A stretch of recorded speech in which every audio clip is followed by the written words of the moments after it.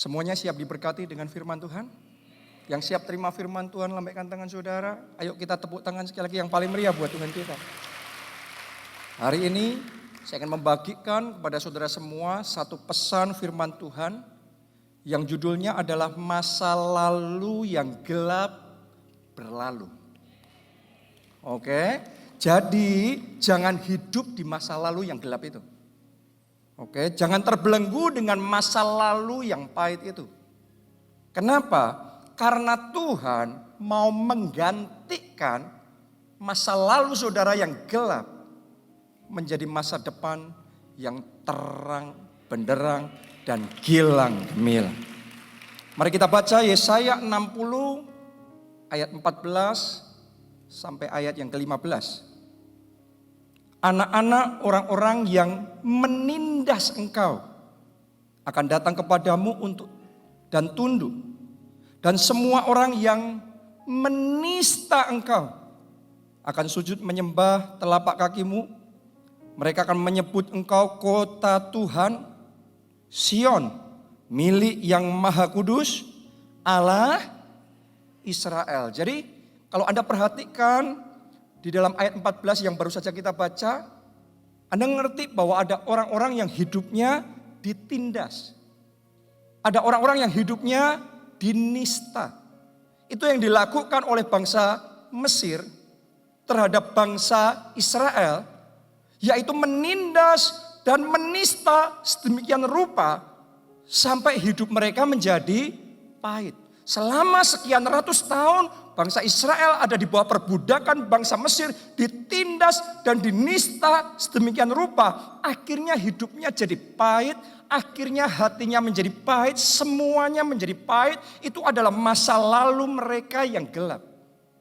Berapa banyak orang yang di dalam hidupnya mengalami mirip seperti yang dirasakan oleh bangsa Israel. Masa lalunya gelap. Mungkin saudara merasa dalam hidup saudara Anda ditindas. Mungkin saudara merasa ditindas oleh mertua saudara. Bisa jadi ada istri yang merasa ditindas oleh suaminya sendiri. Harusnya melindungi tapi malah menindas. Tapi zaman sekarang juga terbalik loh. Ada suami-suami yang merasa tertindas oleh istrinya saudaraku. Oke? Ya. Ada berapa banyak orang yang merasa ditindas di tempat kerjanya. Oleh atasannya. Oleh bosnya. Kadang-kadang penindasan bisa jadi dalam bentuk action, tindakan secara fisik. Seperti yang dialami bangsa Israel oleh orang Mesir. Tapi juga bisa jadi secara kata-kata menindas. Secara kata-kata membuli. Berapa banyak dalam hidupnya orang ditindas, merasa ditekan sedemikian rupa. Akhirnya jadi pahit dalam hidupnya. Ada lagi sebagian orang yang merasa dinista. Dihina, ya, diejek, dipermalukan, direndahkan, dipandang sebelah mata. Nah, karena terus-menerus menerima perlakuan seperti ini, kadang-kadang sebagian orang akhirnya hatinya menjadi tawar. Hidupnya menjadi tawar. Semuanya rasanya bukan cuma tawar, tapi bahkan pahit. Itu yang jadi kehidupannya. Itu yang jadi masa lalunya, yaitu gelap. Tapi hari ini saya mau ngomong satu pesan Tuhan buat saudara semua di tempat ini. Tidak peduli segelap apapun masa lalu Anda, percayalah terang kemuliaan Tuhan akan bersinar atas hidup saudara. Terang Tuhan terbit atas saudara. Kemuliaan Tuhan jadi nyata di dalam hidup saudara. Amin. Ayo kita baca ayat yang ke-15. Ditulis begini. Sebagai ganti. Jadi kalau ada yang merasa masa lalunya gelap, Tuhan punya ganti buat saudara. Oke, sebagai ganti keadaanmu dahulu. Semuanya katakan dahulu. Maka engkau dahulu apa? Ditinggalkan. Babak sebelumnya apa? Dibenci. Terus apa? Tidak disinggahi seorang pun. Itu dahulu. Kata berikutnya apa? Sekarang, semuanya katakan yang keras sekarang. Semuanya katakan mulai sekarang. Aku akan membuat engkau menjadi kebanggaan abadi, menjadi kegirangan turun-temurun. Yang percaya, terima itu. Yang percaya terjadi itu dalam hidupmu. Yang percaya terjadi buat keluarga saudara. Tepuk tangannya boleh yang paling meriah buat Tuhan kita. Jadi ada bedanya dulu dan sekarang. Ada bedanya before and after. Ada satu masa yang membawa perbedaan terjadi. Dan yang saya percaya masa itu dimulai sekarang. Oke, dulu ditinggalkan. Saudara mungkin merasa hidupnya seperti itu, ditinggalkan. Tapi mulai sekarang saudara akan diingat. Saudara akan diikut sertakan. Bahkan saudara akan diprioritaskan. Dulu dibenci. Tapi akan ada orang-orang di tempat ini yang dulu di keluarga engkau dibenci. Ya di antara teman-teman saudara dibenci. Tapi mulai sekarang. Haleluya. Mulai kapan? Sekarang. Saudara akan dibuat oleh Tuhan jadi orang yang dipuji, yang dikagumi, yang dipromosikan, dan yang dipermuliakan. Jadi say goodbye pada masa lalu yang gelap. Dan say welcome pada masa depan yang terang benderang. Amin. Dulu dibenci, sekarang dipuji-puji. Akan terjadi di keluargamu, di tempat kerjamu, engkau dipuji-puji, engkau dikagumi. Karena Tuhan menolong dan Tuhan menyertai saudara. Dulu dicatat di sana tidak disinggahi. Gak ada yang mau singgah, gak ada yang mau percaya sama saudara. Itu dulu. Tapi saya mau deklarasikan di dalam nama Yesus. Yang lama sudah berlalu. Babak yang pahit, yang gelap dalam hidup saudara sudah lewat. Dan dalam nama Yesus, babak yang baru dimulai. Babak yang terang benderang. Babak yang penuh kemuliaan dimulai dalam hidup saudara. Dulu gak ada yang mau singgah, tapi sekarang orang percaya sama saudara. Sekarang orang mau berteman sama saudara. Sekarang orang mau bantu saudara. Orang mau kasih rekomendasi. Sekarang orang mau buka pintu buat saudara. Sehingga Anda bisa mengalami breakthrough dalam hidup saudara. Jadi ada bedanya dulu dan sekarang. Oke, dulu ditinggalkan, dibenci, tidak disinggahi. Tapi sekarang ada orang-orang di tempat ini saya deklarasikan. Janji Tuhan di Yesaya 60 ini jadi kesaksian pribadi dalam hidupmu. Engkau akan jadi kebanggaan abadi dan kegirangan turun-temurun. Tepuk tangannya boleh yang paling meriah buat Tuhan kita. Ini yang dialami oleh Pastor E.A. Adeboye. Dulu dia lahir di keluarga yang miskinnya miskin. Seolah-olah gak punya pengharapan dalam hidupnya. Pertama kali punya sepatu adalah waktu usia 17 tahun. Tapi sekarang Tuhan mengangkat dia sedemikian rupa. Sehingga kepala bangsa-bangsa, presiden berbagai negara ketemu sama dia harus buat appointment. Harus buat janji, harus ngantri terlebih dahulu. Bagaimana kontrasnya dahulu dan sekarang. Akan ada orang-orang di tempat ini. Saya merasakan kuat di dalam hati saya. 1 tahun dari sekarang, orang gak akan percaya kalau keadaan saudara sekarang masih kayak gini. Karena 1 tahun dari sekarang Anda akan punya kesaksian yang besar bagaimana Tuhan mengangkat dan mempermuliakan saudara secara luar biasa. Jadi ada bedanya dulu dan sekarang. Ada rencana Tuhan yang besar dalam hidup saudara. Amin. Saya pernah dengar kesaksian dari Pastor Joel Osteen, pendeta gereja terbesar di Amerika. Dulu zaman bapaknya namanya John Osteen. Gereja mereka di tempat yang sangat pinggir, di tempat yang sangat biasa sekali. Sehingga sebagian orang memandang mereka dengan sebelah mata. Sebagian orang gak nganggap mereka kayaknya ini golongan yang rendahan, gak ada apa-apanya. Tetapi sekarang satu breakthrough Tuhan kerjakan. Tuhan kasih mereka itu gedung gereja terbesar di Amerika. Itu tadi dulunya adalah gedung basket yang kenamaan di daerah mereka. Dan Tuhan kasih sama mereka. Sekarang Tuhan angkat, Tuhan permuliakan. Bahkan sekarang gereja mereka ibadah di broadcast Setiap minggu ke hampir semua negara di dunia. Mereka diangkat tinggi oleh Tuhan. Akan ada orang-orang di tempat ini. Saat ini mungkin sementara ini orang menganggap rendah saudara. Orang mungkin ngelihat saudara kayak gak dianggap apa-apa. Saudara dianggap sebelah mata. Tapi kurang dari 1 tahun. Anda akan melihat bagaimana tangan yang maha kuasa, yang kuat itu akan mengangkat dan membawa saudara from glory to glory. Dari kemuliaan pada kemuliaan. Saudara akan dibuat jadi terhormat, terpuji, ternama. Rasanya kuat sekali itu.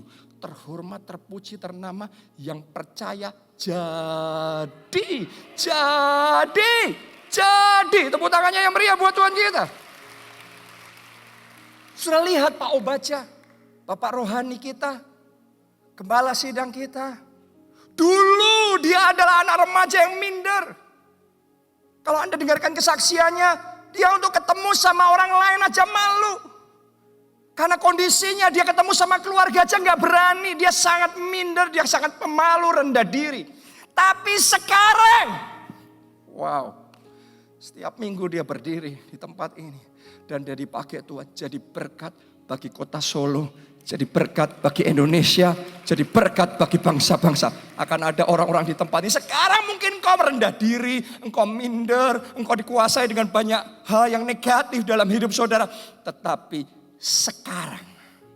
Mulai sekarang. Tuhan akan melakukan breakthrough. Tuhan akan melakukan terobosan. Babak yang baru akan dimulai dalam hidup saudara. Tuhan akan menolong dan menyertai saudara. Tuhan akan mengangkat saudara. Jadi terang bagi bangsa-bangsa. Yang percaya katakan amin 3 kali. Amin, amin, amin. Tepuk tangan yang meriah buat Tuhan kita. Itu adalah janji Tuhan dalam Yesaya 60 ayat 14 sampai 15. Yang saat ini kita perlu terima. Siapa di sini yang mau mengalami janji itu dalam hidup saudara?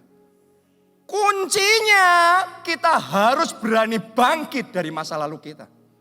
Karena Yesaya 60 selalu dimulai dengan pesan ini. Bangkitlah, menjadi teranglah. Oke, jadi saudara harus berani bangkit dari masa lalu saudara yang gelap. Masa lalumu yang pahit, saudara harus berani move on. Jangan terus tinggal di masa lalumu. Berani move on, berani bergerak maju. Bangkit, tinggalkan masa lalumu yang gelap. Masuk dalam babak berikutnya, yaitu berjalan bersama dengan Tuhan. Itu yang akan membawa saudara mengalami penggenapan janji Tuhan di Yesaya 60 ini. Kalau saudara masih ingat kisah tentang anak bungsu yang terhilang. Ya, pada waktu itu setelah dia sadar, dia balik ke rumah bapaknya happy banget. Bukannya memaki-maki dia, tetapi menyambut dia, mengampuni dia, memulihkan dia, menerima kembali dia, dan membuat pesta yang besar. Karena katanya, anakku yang terhilang sekarang kutemukan kembali. Anakku yang tadinya mati sekarang sudah hidup kembali. Ada sukacita besar di rumah itu. Tapi saudaraku, sayangnya anaknya yang satunya, anaknya yang sulung, bukannya happy, tapi malah sedih ketika adiknya balik. Coba Anda renungkan, kalau saudara, punya keluarga yang sudah lama gak ketemu, dan Anda sayang sama keluarga saudara itu, adik atau kakak saudara itu, terus Anda ketemu, harusnya happy atau sedih? Harusnya kita happy. Realita bahwa anak sulung itu sedih ketika anak bungsu itu balik, saya yakin pasti ada masalah dalam hubungan mereka. Saya yakin pasti ada sesuatu yang terjadi di masa lalu sehingga hubungan mereka nggak enak. Ada pahit hati, ada kecewa yang masih belum bisa dibereskan dalam hati anak sulung ini. Sehingga ketika dia melihat adiknya balik, bukannya happy, tapi dia marah, dia sedih. Artinya anak sulung ini belum bisa move on dari masa lalunya.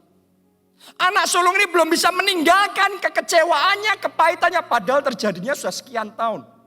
Masa itu sudah lewat sekian tahun. Tapi dia belum bisa bereskan dalam hatinya. Gara-gara belum bisa beres hatinya. Belum bisa move on. belum bisa tinggalkan masa lalunya, masih dipenjara sama masa lalunya. Anak sulung ini tidak bisa menikmati sukacita yang dinikmati bapaknya. Anak sulung ini di luar, yang lainnya ada di dalam, dia di luar sendiri. Dia terisolasi sendiri. Orang kalau nggak bisa move on dari kecewanya, hidupnya terisolasi. Hidupnya cuma mengasihani diri sendiri, merasa diri sendiri paling menderita, paling susah. Itu yang dirasakan anak sulung itu. Gara-gara belum bisa move on di masa lalunya, dari kekecewaannya, dia nggak bisa ikut pesta besar. Dia nggak bisa ngalami berkat besar yang sedang terjadi pada waktu itu. Kenapa? Kekecewaan memenjarakan dia tidak bisa masuk di masa depan yang sebenarnya Tuhan sediakan di dalam kehidupannya. Jadi hari ini saya mau ajak saudara untuk menyadari kalau kita tidak bisa move on dari kecewa. Kejadian itu sudah 15 tahun. Sudah 25 tahun yang lalu. Tapi masih kita ingat, masih kita jengkel sama orang itu. Masih saja kita perkarakan hal itu dalam hati kita. Saya mau ngomong sama sudah tanpa kita sadari. Kita memenjarakan diri kita. Dan kita bisa melewatkan pesta besar, berkat besar, kemuliaan besar Tuhan mau kerjakan. Kita gak bisa ngalami gara-gara belum bisa move on. Belum bisa meninggalkan masa lalu yang gelap dan pahit itu. Kejadian traumatik yang pernah engkau alami, kalau engkau belum bisa bangkit, belum bisa tinggalkan itu, sudah akan melewatkan hal-hal yang indah, sukacita yang Tuhan mau berikan, sudah nggak bisa dapatkan kalau belum berani, belum ambil keputusan untuk move on, untuk tinggalkan masa lalu itu. Masih ingat nggak saudaraku kisah Ahitofel? Ahitofel itu adalah penasehat terbaiknya Daud, orang yang sangat diurapi. Punya kepekaan luar biasa sampai Alkitab mencatat nasihat dari Ahitofel disamakan dengan petunjuk Tuhan. Kenapa? Ahitofel ini begitu peka, kalau dengar suara Tuhan tajam sekali. Jadi Ahitofel ngomong apa? Itu pasti sama dengan Tuhan ngomong apa. Jadi tidak diragukan, talentanya tajam, kepekaannya luar biasa, pengurapannya hebat. Tapi suatu hari Ahitofel kecewa. Kenapa dia kecewa? Karena Daud rajanya itu jatuh dalam dosa sama Batsheba, terus merusak keluarga mereka. Suaminya Batsheba dikirim ke medan perang, terus kemudian mati. Sudah tahu nggak? Batsheba itu cucunya Ahitofel. Dan Ahitofel sangat kecewa. Ternyata orang kalau sudah kecewa, belum bisa move on, belum bisa membereskan hatinya. Anda baca tuh di Alkitab. Gak berapa lama Ahitofel mogok, Ahitofel ninggalkan Daud, Ahitofel pulang ke kampung halamannya. Mundur, dia gak lagi bisa berkarya. Tapi kecewanya merampas dia dari prestasinya. Kecewanya merampas dia dari berkarya. Dia sekarang pulang kampung undur. Berapa banyak anak Tuhan kalau kecewa gak bisa maju ke babak berikutnya, ke level berikutnya. Anda mau maju, tapi kecewa saudara akan menghalangi saudara maju ke level berikutnya. Berapa banyak orang kecewa sama ketua kelompok selnya, kecewa sama saudara seiman, sesama pelayan Tuhan, apalagi gembala sidangnya. Akhirnya apa? Kita undur dari Tuhan, undur dari pelayanan, undur dari kelompok sel. Itu yang dialami Ahitofel. Bahkan bukan hanya itu, suatu saat ketika dia mendengar Absalom memberontak melawan Daud, Ahitofel bergabung sama Absalom. Tapi dia nggak sadar walaupun Daud salah. Daud sudah minta ampun, bertobat. Tuhan sudah ampuni. Sekarang Ahitofel melawan Daud yang sudah sempat salah. Tapi Daud dibela sama Tuhan. Ahitofel kalah, Daud yang menang. Akhirnya Ahitofel mati gantung diri. Coba saudara renungkan, kecewa merampas dirinya dari segalanya. Merampas kehormatannya, merampas akhirnya nyawanya sendiri. Saya mau ngomong sama saudara, Tuhan mau memberkati saudara. Tuhan mau bawa saudara ke next level, ke babak berikutnya, from glory to glory dalam hidup saudara. Tuhan mau berikan berkat yang besar dalam hidup saudara. Tapi seringkali yang menghalangi kita terima itu adalah kecewa. Pahit hati, gak bisa move on dengan masa lalu, masih terus memperkarakan itu. Saya sudah melihat saudaraku, orang-orang kalau belum bisa lepas dari kecewanya, itu bahkan merusak orang yang baik sekalipun jadi jahat. Kenapa? Orang baik bisa jadi orang jahat gara-gara kecewa. Orang yang pekanya seperti Ahitofel bisa rusak begitu rupa karena kecewa. Orang yang dulunya Anda kenal waktu remaja ceria, semua teman-temannya suka, anak-anak kecil suka, ketika dewasa jadi keras sekali, jadi tajam ngomongannya, menyakiti banyak orang. Biasanya karena kecewa. Coba saudara renungkan yang saya katakan. Berapa banyak orang yang tadinya selalu bersuka cita dalam hidupnya. Orang-orang suka. Tapi sekarang kalau Anda dekat selalu berkeluh kesah, selalu mengasihani diri, selalu merasa hal yang jelek yang terjadi dalam hidupnya. Kenapa? Kecewa yang belum bisa dibereskan. Tapi saya rasakan kuat sekali hari ini hari pemulihan. Saya rasakan tidak kebetulan Anda ada di tempat ini, tidak kebetulan firman Tuhan disampaikan. Tuhan sedang bekerja dan kalau Anda buka hati saudara, hari ini kekecewaan itu akan dilenyapkan. Hati saudara akan dipulihkan. Pemulihan Tuhan kerjakan sehingga Anda bisa dibawa masuk di dalam rencana Tuhan yang ajaib. Amin. Siapa mau ngalami itu? Boleh mengatakan saudara. Kuncinya mengampuni. Gak bisa lain. Mesti mengampuni. Coba saudara renungkan. Kisah tentang anak bungsu yang hilang, yang tadi kita sudah bicarakan. Kalau ada orang yang harusnya paling kecewa terhadap anak bungsu itu, seharusnya bukan kakaknya, bukan anak sulungnya. Yang paling dirugikan harusnya bapaknya. Benar nggak? Sebelum dia mati, sudah diungkit-ungkit warisan terus sama anak bungsu ini. Coba Anda renungkan. Sudah dituntut-tuntut sedemikian rupa. Terus kemudian hartanya diambil separuh. Terus kemudian dia ngelihat anaknya di tempat yang jauh, di negeri yang jauh. Hidup dalam pesta pora. Hidup dengan perempuan yang gak benar, kacau balau hidupnya. Buat bapaknya itu membawa aib buat keluarga. Itu jadi aib buat nama baik keluarga. Harusnya kalau ada yang satu pribadi yang paling dirugikan itu bapaknya ini. Tapi hebatnya saudaraku, bapaknya ini punya hati yang berbesar hati. Bapaknya ini bisa mengampuni. Saya berdoa kekuatan dari Tuhan memampukan saudara. Hari ini Anda dimampukan oleh Roh Kudus untuk mengampuni.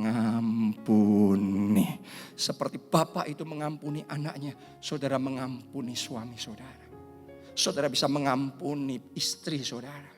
Mengampuni mertua, mengampuni ketua kelompok mengampuni sesama pelayan Tuhan yang ada di tempat ini. Mengampuni. Karena bapak itu bisa mengampuni, hidupnya move on. Dia gak terpenjara dengan masa lalunya. Dia bisa masuk di babak berikutnya. Akibatnya apa? Kalau Anda ngelihat kisah anak bungsu yang terhilang itu, dia jatuh miskin karena dunia sedang dilanda musim kelaparan. Benar tidak? Tapi hebatnya ketika dunia musim kelaparan, bapaknya kebal dari musim kelaparan. Bapaknya tetap maju, hidupnya diberkati oleh Tuhan. Saya mau katakan kalau saudara harusnya pantasnya kecewa. Tapi Anda ambil keputusan mengampuni, Tuhan akan membuat perbedaan dalam hidup saudara. Dunia boleh pandemi, dunia krisis, dunia resesi. Tapi Anda akan menikmati pemeliharaan Tuhan yang sempurna dalam hidup saudara. Anda akan menikmati anugerah dan kasih karunia Tuhan yang besar dalam hidup saudara. Bayangkan kalau bapaknya nggak bisa mengampuni, kepikiran terus sama anaknya yang gila itu.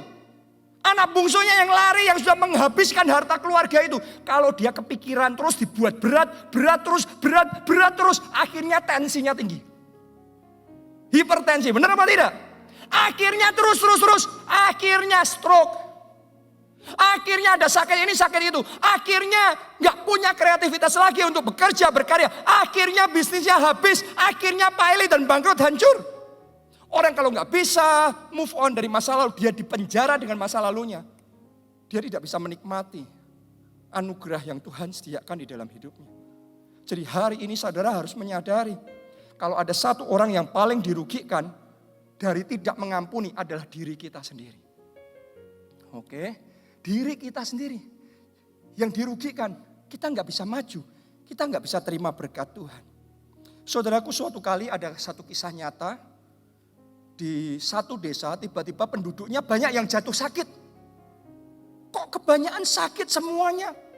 Mereka heran. Akhirnya para peneliti diterjunkan untuk mencari tahu penyebabnya. Setelah dicari tahu, ketemu sumbernya. Ternyata di mata airnya dari sungai itu yang biasa diminum oleh warga di desa itu, ya, itu ada bangkai babi di sana. Jadi entah gimana ada babi dan anak-anaknya yang tenggelam terus mati, itu ada nutupin mata air itu. Akibatnya mata air yang harusnya sehat, harusnya alirannya jernih baik, selama ini dinikmati oleh warga desa itu, sekarang terkontaminasi oleh bangkai babi yang mati ini. Dan itu menimbulkan sakit penyakit. Begitu ngerti, bangkai ini disingkirkan. Begitu disingkirkan, dalam sekejap air sungai itu sembuh. Dalam sekejap warga desanya juga sembuh. Saya mau ngomong sama saudara, seringkali banyak hal yang salah akan terjadi dalam hidup kita. Kalau hati kita salah belum dibereskan. Saudara harus ngerti itu. Banyak orang rasanya serba salah, keputusannya salah, sial. Ya, wah kena ini masalah lagi, itu masalah lagi. Saya mau ngomong sama saudara, belum tentu selalu penyebabnya itu hal-hal yang di luar. Seringkali yang menyebabkan banyak hal salah dalam hidup kita dimulai dari hati kita sendiri. Alkitab ngomong dari hati kita mengalirkan aliran-aliran air kehidupan. Seperti sungai itu mata airnya baik, hidup sehat. Tapi kalau ada bangkai yang belum disingkirkan di sana, airnya harusnya baik, harusnya hidup kita penuh sukacita, harusnya keberuntungan, kemujuran, keberkatan, harusnya anugerah. Tapi jadinya kesialan, rugi lagi, habis lagi, jadinya sakit, penyakit, silih berganti, terus menerus. Kenapa? Hati yang belum dibereskan. Jangan izinkan bangkai itu tetap di hati saudara. Kejadian itu sudah lama. Pengalaman traumatik itu terjadinya 15 tahun yang lalu, 27 tahun yang lalu. Seolah-olah kalau kita cerita hari ini kayak ceritanya baru terjadi kemarin. Wah masih kita ingat kalau kita ngelihat orang itu datang, ngelihat mukanya dari jauh aja, badan itu saking nahan amarah itu bisa getar-getar sendiri. Bisa sampai kayak... Anda punya teman yang seperti itu enggak? Saya mau ngomong sama saudara, orang yang seperti itu bisa menyalahkan seluruh dunia. Tapi dia enggak sadar, masalahnya bukan orang lain. Masalahnya ada bangkai dalam hati yang belum disingkirkan. Hari ini ambil keputusan mengampuni. Kalau saudara ambil keputusan mengampuni, maka ini hari pemulihan akan terjadi. Ini hari kesialan disingkirkan. Ini hari keberuntungan. Ini hari kemujuran. Ini hari keberkatan akan dicurahkan dalam hidup saudara. Ini hari sakit penyakitmu akan dilenyapkan. Ini hari kesembuhan terjadi. Ini hari kesehatan Tuhan karuniakan. Ini hari hidup saudara diberikan masa depan yang gilang gemilang dan penuh dengan pengharapan. Tepuk tangannya yang paling meriah buat Tuhan kita. Ambil keputusan mengampuni. Amin. Sehingga kita bisa fokus sama masa depan kita. Hanya dengan mengampuni kita bisa keluar dari penjara masa lalu dan berjalan fokus menyambut masa depan kita. Saudaraku, kehidupan ini sama seperti waktu. Waktu itu terus berjalan. 1 menit, 1 jam. Dan gak bisa balik lagi kan? Gak bisa. Walaupun 1 jam yang lalu misalnya hal yang buruk terjadi, gak bisa kita ulangi kan? Waktu masih terus berjalan. Demikian pula kehidupan. Saudara harus menyadari kehidupan itu akan terus berjalan. Anda gak bisa ulangi lagi. Nah di dalam kehidupan yang berjalan ini, ada banyak hal Tuhan mau kerjakan dalam hidup kita. Ada berkat-berkat Tuhan mau kerjakan. Mungkin ada visi dan impian dan harapan yang Anda mau raih di dalam hidup saudara. Sementara hidup saudara terus berjalan. Tapi kadang-kadang sementara Anda berjuang menjalani hidup ini, ada orang menyerobot berkat saudara. Ada orang menjegal saudara. Anda harusnya bisa dapat berkat itu di tangan. Sudah hampir kepegang, lepas lagi. Sebagian orang ketika kehilangan berkatnya, kehilangan pengharapannya, lepas. Dikecewakan, diserobot orang lain. Terus kemudian kepikiran terus, nengoknya ke belakang terus. Padahal hidup terus maju berjalan. Tetapi fokusnya bukan di babak berikutnya, di masa depan. Fokusnya di masa lalu terus. Gara-gara nengok ke belakang terus. Jalan maju tapi nengok ke belakang. Dia nggak bisa ngelihat di babak berikutnya ada hal-hal yang baru, yang lebih indah, yang lebih besar, yang Tuhan mau kerjakan. Dia kehilangan semua yang baru, yang indah, yang besar gara-gara fokusnya terus di masa lalu. Hari ini jangan hidup di masa lalu. Saya mau sampaikan sama saudara pesan Tuhan ini. Hari ini belajar fokus di masa depan. Tuhan akan bawa saudara pada tanah perjanjian. Lihat bangsa Israel yang di bawah pimpinan Musa. Dia sudah dimerdekakan oleh Tuhan dari perbudakan Mesir. Menuju ke tanah perjanjian. Tetapi bangsa Israel selalu ngomong, kok kita nggak balik ke Mesir aja? Baru ngalami masalah sedikit, langsung komplain sama Musa. Lebih enak kita balik ke Mesir aja. Lebih nyaman hidup kita di Mesir. Tuhan mau bawa ke tanah perjanjian. Nengoknya belakang terus, Mesir terus. Akhirnya mereka binasa di padang gurun. Saya mau ngomong sama saudara, jangan mau terus fokus di belakang sehingga engkau kehilangan tanah perjanjianmu. Belajar seperti Yusuf. Yusuf dikhianati saudara-saudaranya. Yusuf diperlakukan tidak adil, dijual jadi budak. Kalau dia terus meratapi masa lalu itu, dia nggak bisa kerja baik di tempat Potifar. Dia nggak bisa berkarya dengan luar biasa, punya kreativitas dan ketajaman seperti itu. Saudaraku, kenapa? Karena pikirannya hanya masalah kakakku jahat sekali. Kakakku jahat sekali. Gara-gara kakakku hidupku susah, hidupku menderita. Kalau dia kayak gitu, gak punya masa depan. Tapi Yusuf tahu, yang lalu gak bisa diulangi lagi. Tapi Tuhan bisa kerjakan hal yang baru dalam hidupku. Dia tetap percaya bagi Tuhan tidak ada yang mustahil. Tuhan sudah berjanji, Tuhan akan menggenapi setiap janjinya. Dan Allah turut bekerja dalam segala perkara untuk mendatangkan kebaikan. Karena itu hidupnya semangat. Walaupun dikhianati, tapi dia punya pengharapan. Walaupun diperlakukan tidak adil, tapi dia percaya bagi Tuhan tidak ada yang mustahil. Dan karena itu Yusuf bisa mengalami penggenapan janji Tuhan. Dia bisa jadi penguasa besar di Mesir. Saya mau bagikan ayat terakhir buat saudara. Yesaya 43 ayat 18 sampai 19. Ini ayat terakhir. Saya minta pemain musik tim PW bisa ready. Firman-Nya, janganlah ingat-ingat hal-hal yang dahulu. Dan janganlah perhatikan hal-hal yang dari zaman purbakala. Karena Anda nggak bisa dapatkan yang Tuhan mau kerjakan di babak berikutnya. Kalau saudara terus nengok ke belakang. Kita mau jangan ingat-ingat terus tuh. Kejadian itu, sudahlah yang lalu sudah berlalu. Boleh katakan amin saudara. Haleluya. Nah sekarang ayat yang ke-19. Saya tuh heran sekali. Saya baru persiapan khotbah ini. Saya baru persiapan khotbah ini hari ini tadi. Ya, tapi saya heran sekali. Kemarin saya ngobrol sama Pak Samuel Dudi. Dan dia bisa bagikan ayat ini. Jadi waktu tadi saya persiapan lagi khotbah ini. Ya, saya wow, kemarin Pak Samuel baru sampaikan ayat ini juga. Sekarang ternyata khotbah hari ini bicara tentang Yesaya 43 ayat 19. Jadi saya tahu ada banyak orang di tempat ini. Ini ayat akan jadi rema dalam hidup saudara. Dan kalau Anda tangkap rema ini, Tuhan akan lakukan hal-hal yang baru, hal-hal yang indah dan luar biasa dalam hidup saudara. Amin. Ayat 19 terus begini, lihat aku hendak membuat sesuatu yang baru. Boleh katakan amin, amin, amin. Boleh katakan dari hati amin, amin, amin. Yang lama sudah berlalu. Lihat, aku hendak melakukan sesuatu yang baru. Haleluya. Yang sekarang sudah tumbuh, belumkah kamu mengetahuinya? Ya, aku hendak membuat jalan di padang gurun dan sungai-sungai di padang belantara. Wow. Artinya apa? Artinya akan ada unexplainable miracles. Akan ada mujizat yang melampaui kata-kata manusia. Sampai nggak bisa dijelaskan.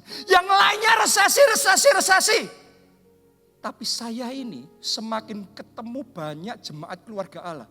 Justru di saat resesi mereka diberkati jauh lebih besar daripada di masa baik di dalam sejarah hidup mereka. Ini puncak keberkatan mereka alami dalam hidup mereka. Saya tahu hal yang baru ini Tuhan juga kerjakan dalam hidupmu, dalam hidupmu, dalam hidupmu, dalam hidupmu. Mungkin sudah ngomong sama saya, Papa, tapi selama ini saya terdampak pandemi juga. Saya terdampak krisis resesi. Yes, tapi lihat, aku hendak melakukan sesuatu yang baru. Wow. Karena saya ketemu sama jemaat keluarga Allah yang terdampak resesi. Yang kolaps bisnisnya karena pandemi ini. Tapi lihat, Tuhan sedang melakukan sesuatu yang baru. Satu persatu mereka yang saya ketemu itu, yang tadinya terdampak. Tapi dipulihkan. Dipulihkannya enggak sama. Dipulihkannya berlipat kali ganda lebih dari sebelumnya. Terjadi. Lihat, aku hendak melakukan sesuatu yang baru. Yang lainnya ngerem semua. Di masa kayak gini yang lainnya ngerem semua. Karena katanya bahaya nih. Tetapi ada anak-anak Tuhan. Justru di masa seperti sekarang. Saudara disuruh sama Tuhan jadi seperti Ishak. Yang di masa krisis malah menabur. Dan ketika dia menabur, Alkitab ngomong pada tahun itu juga menuai 100 kali ganda. Wow, saya berdiri di sini. Saya perlu ngomong sama saudara, saya mau sampaikan pesan Tuhan buat saudara. Akan ada orang-orang di tempat ini ketika Anda mendengar suara Roh Kudus. Anda berani melangkah dengan iman melakukan. Ada orang-orang di sini 2 bulan terakhir dari tahun 2020. Engkau akan mengalami keberkatan yang sangat masif. Yang tidak bisa dijelaskan dengan kata-kata manusia. Dan belum pernah terjadi sebelumnya dalam sejarah saudara. Anda akan alami karena ini hal yang baru yang sedang Tuhan kerjakan di dalam hidup saudara. Wow.